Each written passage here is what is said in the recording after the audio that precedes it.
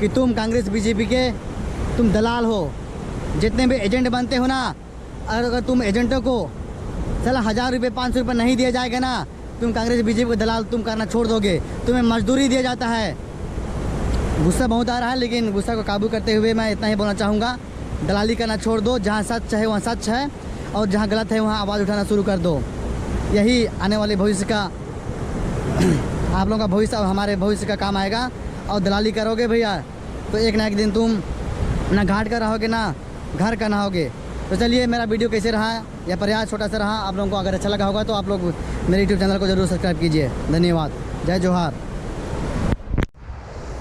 जोहार, नमस्कार, जय संविधान। दोस्तों, आज फिर से एक नई वीडियो पे आप सभी का स्वागत है, अभिनंदन है। और आज का एक विशेष वीडियो है दोस्तों, आज का बहुत ही खास वीडियो होने वाला है। आज का वीडियो है दोस्तों, अभी हमारे सीतापुर विधानसभा क्षेत्र में खेल महोत्सव और कर्मा नाचो महोत्सव का आयोजन विधायक अमरजीत भगत के द्वारा किया गया है। और इसमें बहुत ही ज़्यादा संख्या में गांव-गांव से लोग कर्मा नृत्य कर रहे हैं। दोस्तों, इस संबंध में मैं आप लोगों को कुछ बातें बताने वाला हूं। और पिछले साल में दोस्तों किस प्रकार से जो है कर्मा नृत्य का कुछ लोगों ने बहिष्कार किया था और विरोध किया था, उसको मैं शुरू से लेके अंत तक आप लोगों को बताता हूं। सबसे पहले दोस्तों आप लोगों को बताना चाहता हूं, पिछले साल 2022 में दोस्तों ईसाई आदिवासी महासभा ने एक आह्वान किया था कि हम कर्मा नृत्य को विश्व रिकॉर्ड पर, गिनीज ऑफ वर्ल्ड पर हम अपना नाम स्थापित करेंगे। उसके लिए सभी सरगुजा संभाग के ईसाइयों तथा कर्मा नृत्य करने वाले सभी दलों को दोस्तों उन्होंने आमंत्रित किया था। और विश्व रिकॉर्ड बनाने के लिए तैयारी में बस विश्व रिकॉर्ड बनने वाली थी कि कुछ लोगों ने, जैसा कि दोस्तों कुड़ुख मूली पादा पहाड़ा और हिंदू उरांव संगठन ने इसका बहुत ही ज़ोर ज़ोर से विरोध किया। और वो क्या आरोप लगाते थे, उन आरोपों को मैं आप लोगों को बताना चाहता हूँ। विरोध करने का उनका निम्नलिखित कारण था दोस्तों, और निम्नलिखित दर्ज कराते थे। ईसाई आदिवासियों के धर्म के अनुसार कर्मा त्यौहार नहीं है, इसलिए कर्मा नृत्य करने और करके हमारा देवी देवता का अपमान कर रहे हैं। देखिए दोस्तों, पहला आरोप है कि हिंदू उरांव संगठन जो है आरोप लगा रहा है कि ईसाई आदिवासी लोगों का जो कर्मा नृत्य है वो उसका धर्म का वो त्यौहार नहीं है। ये पहला आरोप। और उसके बाद में आगे क्या हो रहा है अभी हम उसको बताते हैं। जब भी मंत्री जी का प्रोग्राम हो उसमें क्या ईसाई, क्या हिंदू, क्या सरना, क्या आदिवासी, वो मायने नहीं रखता है, सभी लोग उसके आगे कर्मा नृत्य कर रहे हैं। ये वाकई सच है दोस्तों। और दूसरा, कर्मा त्यौहार मनाने का निश्चित समय होता है। ईसाई आदिवासी कभी भी किसी भी समय कर्मा नृत्य करते हैं। यह हमारे रूढ़ी परंपरा प्रथा को और हमारे देवी देवता का अपमान है। यह आरोप हिंदू संगठन और उरांव हिंदू संगठन और मूली पादा पहाड़ा का संगठन का आरोप लगाता था दोस्तों, इस प्रकार का आरोप लगाते थे। और अब मैं उनसे सवाल पूछना चाहता हूं कि आप कहाँ छुपे हैं? आपको क्या सांप सूंघ गया है? आप राजनीति का दलाल बनना काम छोड़ दीजिए।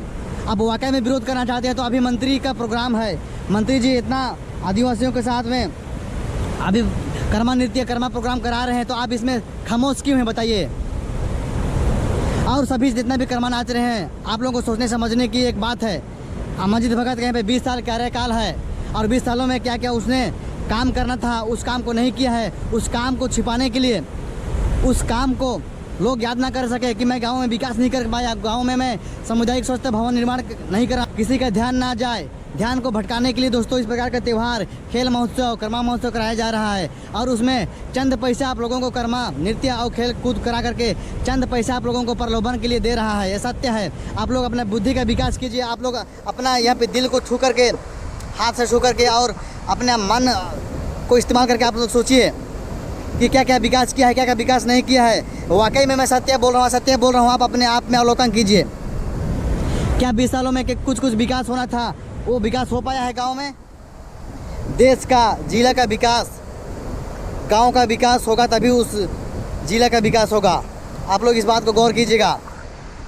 और रही बात इसके बाद में दोस्तों और भी आरोप लगाते हैं, नेता मंत्री समय बेसमय। सही बात है, जब भी मंत्री नेता जो आते हैं बेसमय में हमारे उरांव आदिवासियों को ठग करके, भला फुसला करके, साड़ी के नाम पे, कुछ पैसे के नाम पे 1000, 2000, 10,000, 5,000, इससे ज़्यादा कितना देते हैं बताइए? आप इतने सस्ते हो क्या कि 5,000 10,000 के लिए किसी के सामने अपना इज्जत को, अपना जो संस्कृति को हम यूँ ही आप लोग बिखार दें।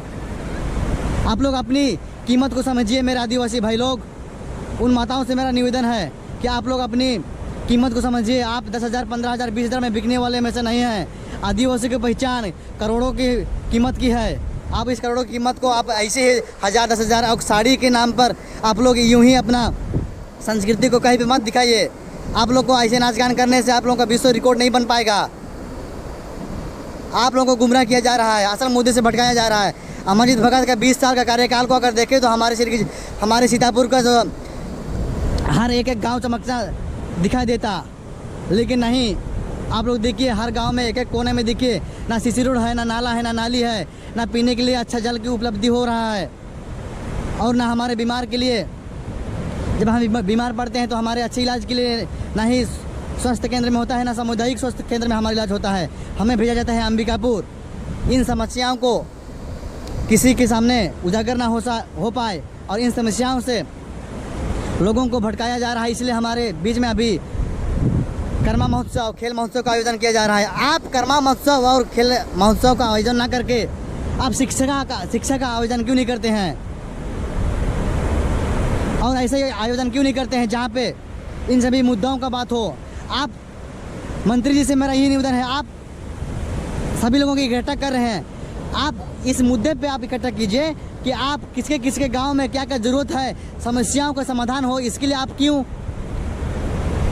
महोत्सव नहीं करा रहे हैं? आप महोत्सव कराना चाहते हैं तो वो उस महोत्सव को कराइए कि आप बुलाइए कि जितने भी गांव हैं, मेरा सीतापुर विधानसभा क्षेत्र में लगभग 128 गांव आते हैं, 128 गांव के लोग आओ और मेरे पास अपने समस्याओं को बताओ। ये आप क्यों नहीं कह रहे हैं बताइए?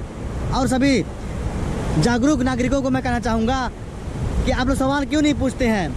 यदि आप लोग महोत्सव करना है तो हमारे गांव में क्या क्या समस्या है, उस समस्या के समाधान के लिए महोत्सव कीजिए ना, और उसके लिए आप लोग जो है घर से सड़कों पे आइए। लेकिन नहीं, आप लोगों को दलाली करने का तो बहुत शौक है, करो दलाली भाई। आने वाला सवाल, आने वाले साल और आने वाले भविष्य में आपके पीढ़ी का क्या होगा, आपके बाल बच्चों का क्या होगा, आप अपनी आंखों से देख पाएंगे। अभी जितना दलाली करना है कर लो। दलाली करने वाले मेरे साथी भी कई लोग हैं जो दलाली कर रहे हैं। अभी जितने भी साड़ी बांटे हैं और विधायक जी के प्रोग्राम में सम्मिलित होने के लिए पैसा आया था पंचायत में पेट्रोल डलवाने के लिए, आप जितना दलाली करना है कर लो। लेकिन आप लोगों का बारी भी आएगा जब हमारा देश अंग्रेज़ों के खिलाफ लड़ रहा था। उस समय भी सभी भारतीय अंग्रेज़ों के खिलाफ नहीं थे। कुछ लोग ऐसे ही दलाली का काम कर रहे थे। अगर मैं झूठ बोल रहा हूँ तो आप चंद्रशेखर आज़ाद पर बनी फिल्मों को आप देख सकते हैं।